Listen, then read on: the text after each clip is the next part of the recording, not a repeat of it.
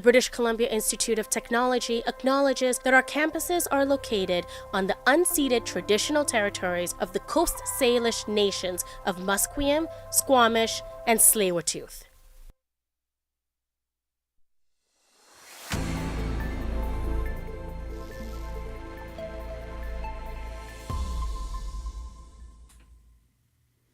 Good morning, I'm Isabel Khaleesi, and this is your news update to 10:30. Fire crews were called last night to put out a massive blaze in East Vancouver's Strathcona neighborhood. Multiple homes reportedly caught fire on the 1000 block of East Pender Street. In a post on X this morning, Fire Crew Rescue says it took 55 crew members to get it under control. The cause is unknown and is currently under investigation. And yesterday marked 1 year since the militant group Hamas attacked Israel, killing 1,200 people and igniting a war between Israel and Gaza. In Vancouver, hundreds of people gathered at separate events throughout the city, including pro-Palestinian protests outside of the Vancouver Art Gallery. Long lines for a memorial service formed outside of a synagogue where people were met with a security check and metal detector. Many politicians attended the memorial, including NDP leader David Eby and Conservative leader John Rustad. Tonight, BC's three main political party leaders, the NDP's David Eby, the Conservatives' John Rustad, and the Greens' Sonia Furstenau, are squaring off in a televised debate. Last week, the three took part in a radio debate where they discussed affordability, healthcare, and BC's opioid crisis. Shachi Kurl is the president of the Angus Reid Institute and will be moderating the debate. It will be taking place from 6:30 to 8 p.m. and be broadcasted on CBC News, radio, and their YouTube. And as wildfire season in BC is becoming more intense, people are becoming more at risk for pollution-related illnesses. Our reporter Ryan Bowles has more to say on what sort of illnesses can arise from wildfire smoke. According to the BC Wildfire Service, the last 2 years rank among the worst wildfire seasons on record. The smoke from these fires have clouded the skies and can put people at risk for greater illness. According to the Fraser Health website, mild symptoms can include irritated eyes, a cough, and headaches. But more severe symptoms include a fast heartbeat, chest pain, and shortness of breath. Smoke can also increase the risk of certain infections, including pneumonia and COVID-19. Those most at risk of adverse health effects include pregnant women, infants, and those suffering from respiratory illness such as asthma and COPD. Those experiencing severe symptoms are advised to seek medical attention. Ryan Bowles, BCIT's The Crow. And in Manitoba, a potential strike has been averted. 25,000 healthcare workers were set to go on strike early this morning after serving a notice 2 weeks ago. But this was avoided after the union had reached an agreement with government negotiators overnight. President of CUPE Manitoba, Gina McKay, says the deal now addresses people's concerns about wages and working conditions. And we hope that this will bring not only workers up, but then also prioritize the importance of who healthcare support workers are in the healthcare system. And it's been too long, so we're happy to bring them up. Workers include healthcare aides, laundry workers, and hospital and personal care home support staff. And in the States, Hurricane Milton has weakened from a Category 5 storm to a Category 4, the second highest rating a storm can be. Julie Walker explains how residents and the Florida government are preparing for Milton. Governor Ron DeSantis urging people to heed evacuation warnings. We can rebuild homes, we can rebuild businesses, we can get people back on their feet, but only if they're safe and they survive the storm. Apollo Beach resident Martin Oaks says he's not in an evacuation zone and will ride it out. Tough it out. We got shutters up. The house is already. He was waiting in a long line for gas. The governor says the state brought in fuel reserves. There is no fuel shortage. But Ruskin resident Ralph Douglas says he's had a hard time finding gas. When you drive by, people don't have no gas. Meanwhile, Milton forecast to come ashore Wednesday night in the Gulf and continue crossing the state to the Atlantic. I'm Julie Walker. And in science, John Hopfield of Princeton University and Geoffrey Hinton from the University of Toronto are among the latest awardees for the Nobel Prize in Physics. They are awarded for their discoveries and inventions that enable machine learning with artificial neural networks. The weather today will be a high of 16 and low of 10, so if you haven't taken out that cute fall jacket yet, now's your time to do it. That has been your news update to 10:30. I'm Isabel Khaleesi, and you're listening to BCIT's The Crow.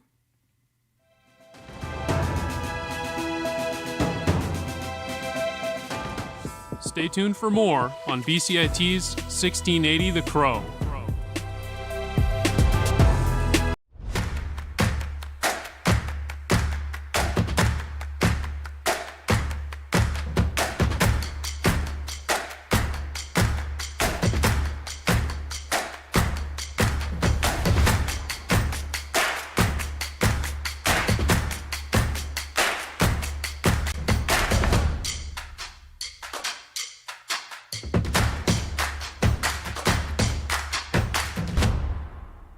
Everything is changing to digital. Everything is online. People aren't just waiting for the 6 o'clock news anymore. People want their news right now. They want to be able to go onto their smartphone, onto the internet, and see the news that they want to see.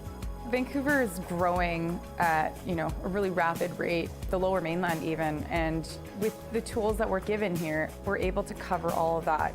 Welcome to BCIT Magazine. I'm Radhika Sikki-King. In the program, they really leave it up to you. I mean, the help is there when you need it, figuring out how to use the programs like Premiere, Audition, and figuring out how to use the cameras. But it's up to you to sort of experiment and figure out what you can do when you go out in the field. They brought candles and flowers to remember the student who lost her life yesterday. Theresa May says the international community condemns Moscow. They really make sure that you know the basics and you are able to put out a quality product. I'm Brady Tretnero. And I'm Radhika Sikki-King. Thank you for tuning in to BCIT Magazine.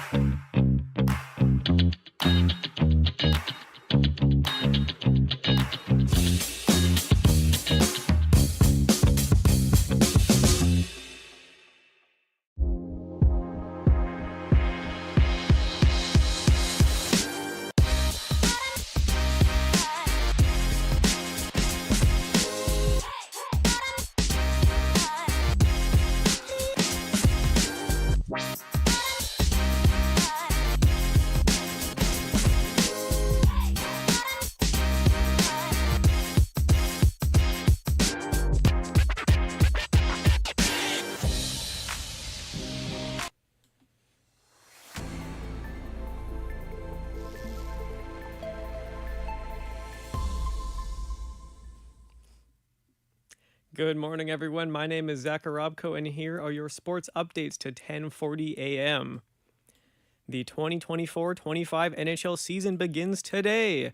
Tonight's slate features 3 games. The season opens with a matchup between the St. Louis Blues and Seattle Kraken at 1:30. Then the defending Stanley Cup champions and the Florida Panthers unveil their banner against the Boston Bruins at 4:30. Lastly, the Utah Hockey Club hosts their inaugural game against the Chicago Blackhawks at 7 o'clock. The Vancouver Canucks will make their season debut tomorrow night against the Calgary Flames. Going to the Diamond, the MLB playoffs continue to deliver with entertaining games. A 0-0 pitching duel between the Cleveland Guardians and Detroit Tigers had its first offense from this home run off of Guardians star closer Emmanuel Clase. Runner goes, pitch is swung on, a high fly ball to right field. This one is gonna fly! A 3-run home run! Kerry Carpenter! The Tigers tied the series 1-1 with Carpenter's home run. Tigers ace Tarek Skubal says the Tigers are very confident heading to Detroit for the next 2 games. Steal a game on the road, and now we got kind of home field advantage. 2 out of the next 3 are at our yard, so I look forward to, I don't get to play in front of those fans, but I look forward to those environments and creating tough situations for, their defense, their pitching, their hitting. As well, the Kansas City Royals defeated the New York Yankees 4-2 last night, tying their series of 1 apiece. According to OPTA's stats, the 2024 postseason marks the first time where all 4 divisional series are tied at 1 apiece. Today, 2 heated rivalries take the mound for their National League Divisional Series games. First, the New York Mets and Philadelphia Phillies play the 3rd game of their series in New York's Citi Field. Aaron Nola starts for the Phillies against Sean Manaea of the Mets.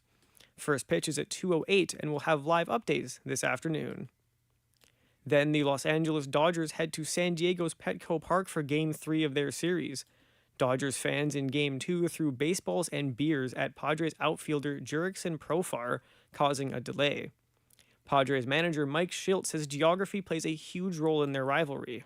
Geography creates a natural rivalry, enthusiasm amongst 2 fan bases, so that's very unique and exciting and fun to be a part of and experience. The first pitch for this game will be at 6:08 tonight. Moving to NFL news, the New York Jets announced the firing of head coach Robert Saleh. Saleh was fired following a 2-3 start to the 2024 season. In his career with the Jets, Saleh finishes with a 20-36 win-loss record after 4 years on the job. Saleh's dismissal marks the first time owner Woody Johnson has fired a coach mid-season under his ownership. Defensive coordinator Jeff Ulbrich will serve as the interim coach for the remainder of the season. The Kansas City Chiefs improved to 5-0 on their season after a 26-13 victory over the New Orleans Saints last night. Patrick Mahomes threw for 331 yards and Kareem Hunt rushed for 102 yards in the victory. Mahomes says the wins have been a team effort, but defense wins games. We've won different ways. I mean, at the end of the day, our defense is playing their tail off, and I think people are starting to come to realize that even more. And so even when we're getting these field goals, they're keeping us in these games. Saints starting quarterback Derek Carr left the game after suffering an injury to his oblique. The Saints dropped their 3rd straight game, falling to 2-3. Cleveland Browns quarterback Deshaun Watson resolved another lawsuit filed against him by a woman claiming sexual assault and battery. The lawsuit was settled after the plaintiff's lawyer threatened an investigation against Watson. He was previously suspended 11 games in 2022 for violating the NFL's personal conduct policy after more than 24 women accused him of sexual assault and inappropriate conduct during massage therapy. Since Watson's trade to the Browns in 2022, he has settled 23 lawsuits and only thrown 19 touchdown passes. Thank you all for listening to 1680 The Crow. My name is Zach Arabko, and we'll be back this afternoon.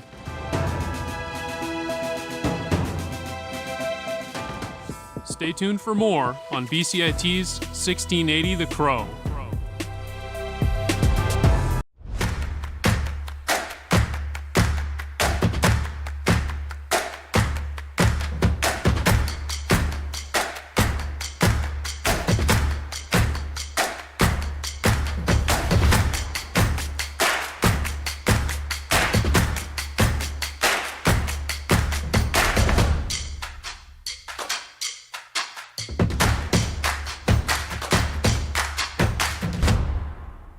Everything is changing to digital. Everything is online. People aren't just waiting for the 6 o'clock news anymore. People want their news right now. They want to be able to go onto their smartphone, onto the internet, and see the news that they want to see. Vancouver is growing at, a really rapid rate, the Lower Mainland even, and with the tools that we're given here, we're able to cover all of that. Welcome to BCIT Magazine. I'm Radhika Sikakane. In the program, they really leave it up to you. I mean, the help is there when you need it, figuring out how to use the programs like Premiere, Audition, and figuring out how to use the cameras.